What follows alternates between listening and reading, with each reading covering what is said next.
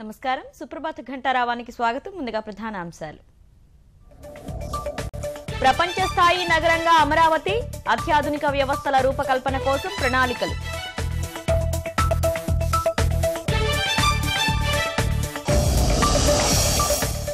ఎల్లుండే ఏపీ మంత్రివర్గ విస్తరణ 10 మంది కొత్త వారికి చోటు లభించే అవకాశం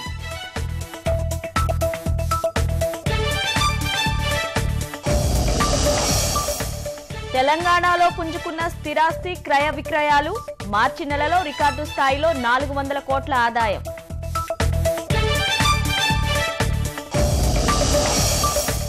సౌదీలో బందీలైన 29 మంది రాష్ట్రవాసులకు విముక్తి సుష్మా చొరవతో స్వస్థలాలకు చేరుకోనున్న బాధితులు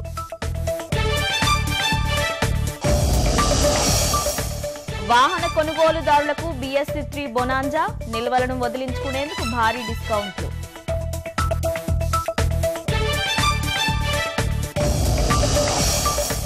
నేటితో ముగియనున్న పాత నోట్ల మార్పిడి గడువు నల్లధనం మార్చే ముఠాల ఆటలు ఇక చెల్లు